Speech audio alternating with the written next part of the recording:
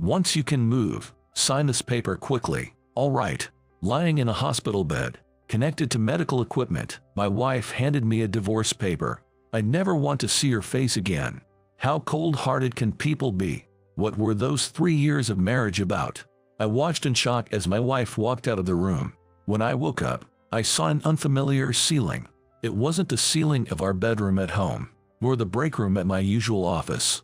The beeping of an unfamiliar machine was steady. I tried to speak, but no voice came out. What happened to me? The moment I remembered, I let out a scream. It was the terror of that moment. "Robert, you're awake. Robert." I heard my mother's voice close by. She hastily pressed the nurse's call button, telling the nurse I had regained consciousness. Tears streamed down my mom's face as she kept saying, "Thank God." Still dazed, I tried to recall that day.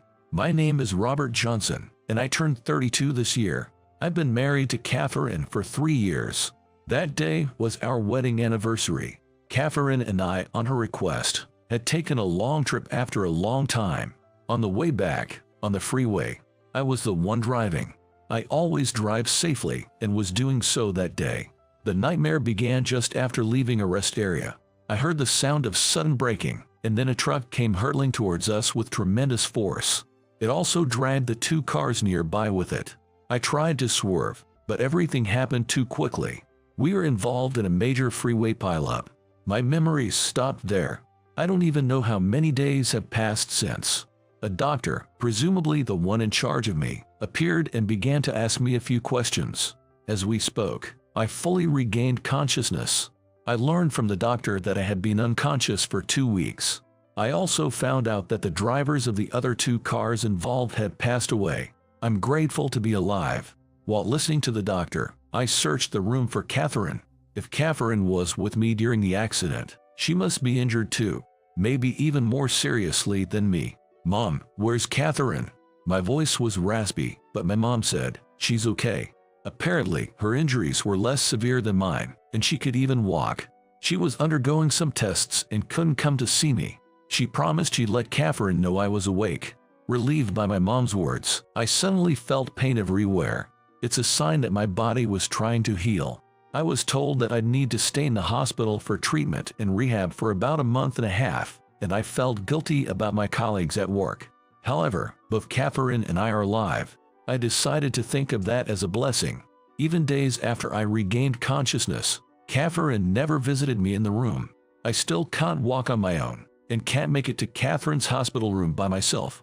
Once, while I was asleep, she must have visited me, leaving a note that read, "Get well soon." I wished she had woken me up, but I appreciated her kindness and not wanting to disturb me. I've got to get better soon, so the 2 of us can go home. Every day, that's all I could think about. I worked so hard that I even wanted to pat myself on the back, and I recovered faster than the doctors had expected. Just when I thought I might finally be able to walk by myself, Catherine suddenly appeared in my room. I knew she was in the same hospital, but we never crossed paths, not even in physical therapy. I was slightly worried that she was deliberately avoiding me by scheduling her therapy sessions at different times. I'd heard that Catherine's injuries were minor compared to mine, but she looked pitiful, her arm in a cast. "I want us to get divorced soon. It's a hassle having to deal with this accident," she said. She handed me a document. It was a divorce paper, just like the ones I had seen on TV shows. Catherine's name was already signed. Catherine, who I had not seen in a while, looked like a stranger. "What do you mean? Divorce?" Trying to sort out the situation in my confused mind was making my head hurt. I couldn't believe it, and I held my head in my hands. She left the divorce paper on the table and walked out, her heels clicking on the floor. "Once you can move, submit it right away," she said in a voice so cold it was unlike anything I had heard from her before. She left those words behind and walked out of the room. I just sat there in shock, unable to say a word. The divorce paper rustled on the table. The events of just moments ago were not a dream. It was a discomforting noise that drove the reality of it home. The sudden divorce paper. It was more than I could handle. I discussed this with my mom, who had come to visit me. I thought she would surely be on my side, but she began saying that if it had come to this, I should get a divorce. Catherine and my mom had a relationship like close friends. If the subject of divorce had ever come up, I thought she would certainly have stopped it. So I was surprised. She even said that she didn't want me clinging to the other party even after they had handed me the divorce paper. Perhaps my mom felt that her son was being neglected. It meant that I had no allies in this matter, and able to move freely. All I could do was despair. Catherine never appeared before me again, proving that this was no bad dream. Thank you for everything. When I was discharged, the physiotherapists, nurses, and doctors who had been in charge of me all came out to see me off. I was handed a bouquet of flowers at the entrance and felt like crying. I have been a mess since Catherine left me. I hated everything, even the physical therapy. Everyone stuck with me through thick and thin, putting up with me, and I felt humbled. It seemed everyone knew why I was in such a state. Especially during the therapy sessions, I was a real nuisance. Every day they persuaded me, who had started to say that I didn't want to do the therapy, when I was being stubborn, saying that I didn't need to do the treatment. A young nurse scolded me harshly. I feel lucky that I was brought to this hospital. I started to drag my leg a bit, but that's no big deal. A new life is waiting for me. I stepped out firmly, leaving the hospital behind me. Coming home after so long, it was eerily quiet. Catherine's belongings were moved out, yet the tidiness was evidence she had cleaned up before leaving. I still had the divorce paper, and able to submit it. I thought about throwing it away, but I didn't have the guts. I didn't want Catherine to dislike me for disposing of the divorce papers. Still hung up on her, I guess. My coworkers were eagerly awaiting my return from the hospital. I became a burden because of my prolonged hospital stay. I started working hard, trying to accept my new life without Catherine. While at work, I could forget her absence. Working until I was exhausted, I only went home to sleep. On my days off, I aimlessly wandered to places we used to visit together. In the midst of this routine, I got a call from a lawyer claiming to be Catherine's representative lawyer. They wanted me to submit the divorce paper as soon as possible. I invited them to my house to discuss it. Apparently, Catherine wanted the divorce finalized quickly, maybe to be prepared for when she left. She had given the lawyer 3 copies of the divorce papers written in her own hand. Seeing those divorce papers, I made up my mind to submit them. I didn't want to do anything that Catherine would dislike. She wanted it so badly, I told myself, and forced myself to accept and submit it. With that, Catherine and I officially became strangers again. Even though we were officially divorced, there was no significant change in my life. I worked, slept, and on my days off, retraced my memories with Catherine. Friends and colleagues suggested I should remarry, but I couldn't think of such a thing yet. I was introduced to some people at social drinking events, but my heart wasn't moved at all. Then, a huge shock hit my daily life. On a Sunday when I was supposed to work, but it was cancelled, I was retracing my memories with Catherine as usual. Cherry blossom season. The cherry blossoms at the park we used to visit for our annual picnic were in full bloom. Several groups were enjoying the cherry blossoms. I sat on a bench on the edge of the park and took out a can of beer. We visited this park several times until the cherry blossoms had all fallen. With a beer in hand, I gazed at the cherry blossoms. Nothing had changed from the previous year. It seemed like I was the only thing that had changed. I took a sip of beer and sighed. That's when I noticed. On a bench diagonally opposite me, across the cherry tree, there was Catherine, looking up at the cherry tree. Her very short hair had grown longer. She looked a bit thinner, but there was no way I could mistake her for someone else. As I sat there in shock, unable to speak, Catherine noticed me. Our eyes met slowly. Her slightly pale eyes, which I remembered well, caught mine. Just as I was about to call out Catherine, she gave me a slight nod. I froze at her formal gesture. It was a clear rejection of me. I was at a loss for what to do. Without any sign of surprise, Catherine bowed her head to me once again. "Catherine, let's head home." A strange man's voice made me startle. Looking in the direction of the voice, I saw a man I didn't recognize. He was in a basketball uniform, with a ball in his hand. He's the guy who was practicing under the hoop just a moment ago. Catherine, when called by her name, opens a white book on her knee. The cover is blank too, so it might be a diary. When she looked up after confirming something, she smiled at the young man. "John, let's go home." Catherine swiftly intertwined her arm with the young man's. John, as he was called, was gently pushing Catherine away, saying, Annoying. Catherine laughed off being shunned. It was like when we were dating, and I'm left in a daze. Was he the reason for our divorce? Did we divorce using an accident as an excuse?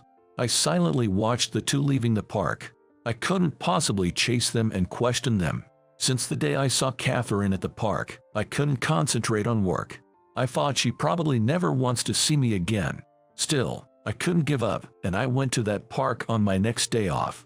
At the entrance of the park, I spotted Catherine immediately. This time, I quietly sat on a bench that was a little closer. Catherine was writing something in the white book on her knee. It seemed to be a notebook, not a book. It's thick and looks like a diary. She didn't seem to notice me sitting there. There was no sign of her being flustered. Occasionally, she would look up from the notebook to gaze at the cherry blossom. I sneakily stole glances at her profile. I must have been doing that for about 30 minutes. I mustered up courage to call out to her. "Catherine, long time no see." At my words, Catherine, with a startled look, raises her face. She was surprised, but it wasn't just surprise on her face. For some reason, she looked extremely frightened. I couldn't find the words. In that moment of silence, Catherine quickly stood up from the bench. The white notebook on her knee slipped onto the ground. Catherine was backing away from me. By the time I slowly bent down to pick up the notebook, Catherine was no longer in sight. I could see Catherine running around the corner out of the park. She's avoiding me to the point of running away. Feeling completely desolate, I collapsed onto the bench. I felt as though all strength had left my legs. It was like all the energy to live was drained out of me. Only the white notebook that Catherine had been holding was left in my hands. I have to return it if it's important. I casually opened the notebook. Of course, I also had an ulterior motive to find some clue about Catherine's current situation. The notebook, thick as a diary, was densely filled with writing. There it was, the familiar handwriting of Catherine.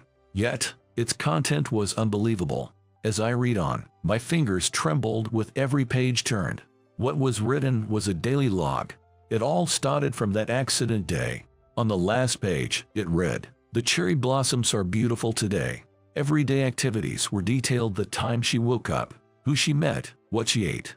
She wrote about interesting things she saw on TV. Characteristics and names of people were thoroughly recorded. The content was too procedural to be called a diary. There was no other way to do it. Thinking of Catherine's feelings brought tears to my eyes.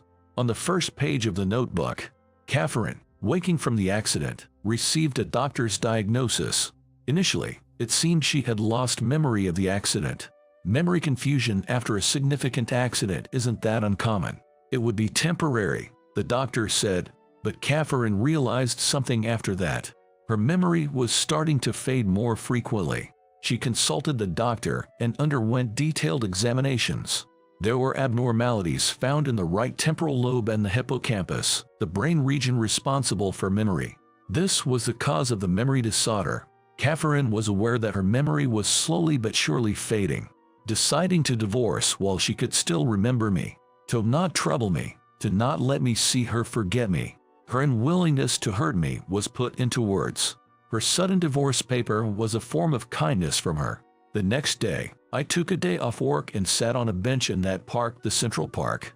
I have to return this notebook to Catherine. I was certain that Catherine would show up. However, who appeared was a young man who seemed close to Catherine. Spotting me, he walked straight toward me. Looking at the approaching man, he didn't seem older than a college student, tall but still growing into his limbs.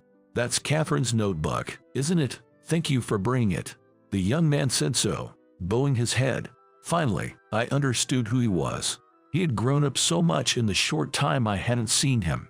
"You're Catherine's nephew, John, right?" Upon my words, he nodded. He seemed to have realized that I was Catherine's ex-husband. As I handed over the notebook, he received it with both hands.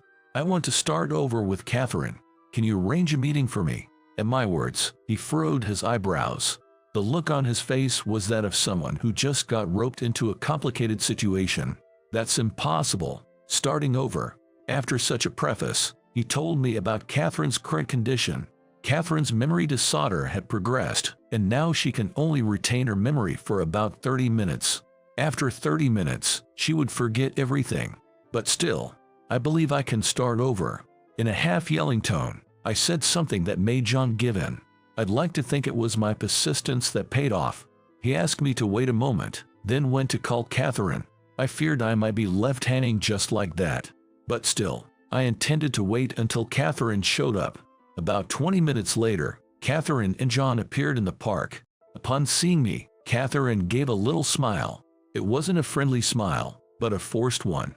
"Thank you for picking up my notebook," she said. She seemed to have no memory of our previous encounter. She bowed her head as if meeting me for the first time. When I introduced myself, Catherine carefully wrote my name in her notebook so she wouldn't forget it. She repeated my name over and over under her breath. Then, slowly, Catherine's finger traced back through the pages. For a moment, her fingers stopped, and she let out a soft sigh. "So you are my husband," she muttered. Those words made my heart jump. My name still existed in a corner of Catherine's memory. "Catherine, let's start over. It'll be all right," I said, looking straight into Catherine's eyes. I've never been so serious in delivering my words. Catherine's gaze fixed on me. There was no sign of confusion in her eyes. "We can't," Catherine muttered softly. "In 30 minutes, you'll be a stranger to me. Please don't disregard my decision from half a year ago." She blurted all at once. It might sound presumptuous, but I had believed Catherine would accept me. I felt as though a bucket of cold water had been dumped on my head.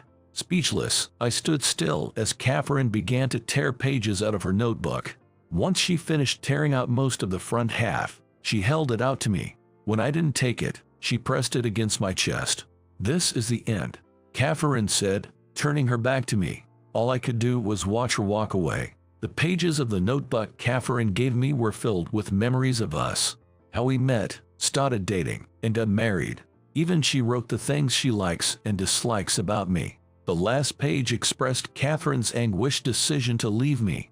I trampled on those feelings. Regret washed over me, but it was too late.